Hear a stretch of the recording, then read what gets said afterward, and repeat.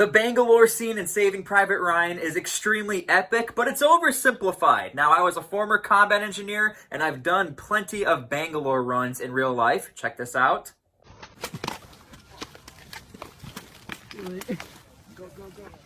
So I want to actually break down this scene and show you guys what it takes to do a full-on Bangalore mission, the logistics, and all the things that go into just breaching the obstacles so the infantry can charge to the Germans.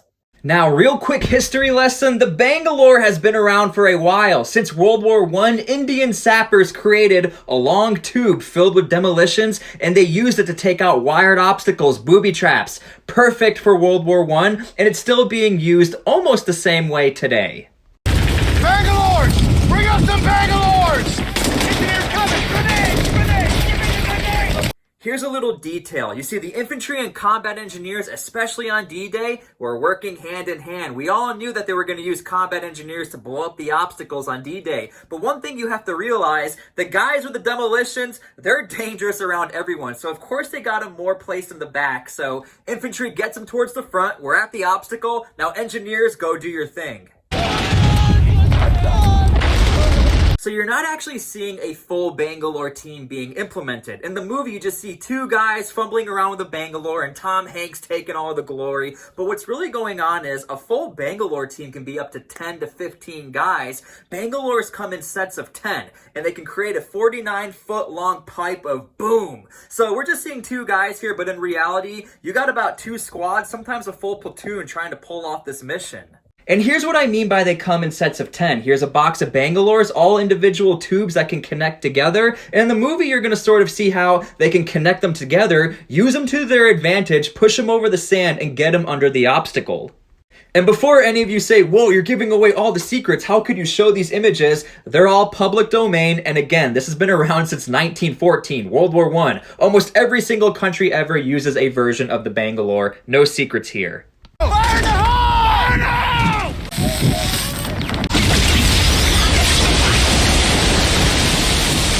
Now, it looks like somebody took a firecracker, shoved the tube over, and it exploded. And in all honesty, that's kind of how it is, except you would use something called a blasting cap, which is used today in all demolition operation, military and non-military. Now, I'm going to be honest, they were extremely close in the movie. I'm going to show you a real-life video that I took and how powerful Bangalores actually are. I don't think...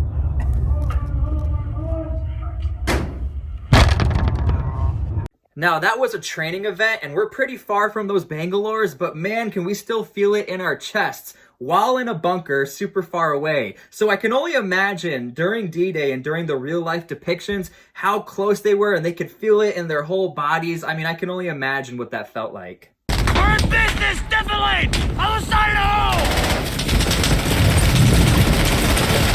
Now remember, I told you a Bangalore team is more than just two people. It's almost about a platoon, which is 30 combat engineers. And he's saying here, get on the other side of that hole. That's because the mission is not over for the Bangalore team. Now you have to make sure that all the obstacles are clear, maybe by hand. So you're literally running up there and making sure everything is clear, and then you give the okay, infantry push through and go get the Germans. In fact, here's another home video of what happens when you don't clear all the obstacles and you don't remove the pickets that are holding down the barbed wire. It can be pretty annoying. Check this out.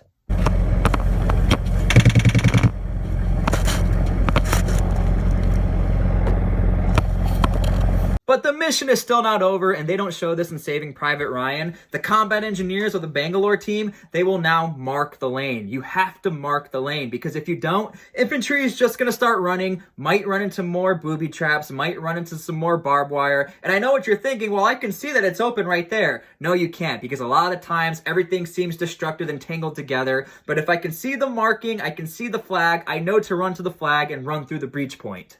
So yeah, that's kind of the basics of what's going on in this scene. Now, I'm not giving away all the secrets because the engineers who have to do this, I want to protect them a little bit, because I'll tell you what, this job sucks, this mission sucks, but it's very fulfilling to know that you're doing something for the infantry, you're helping out your brothers, and on D-Day, this mission was super critical to the success of taking over the beaches.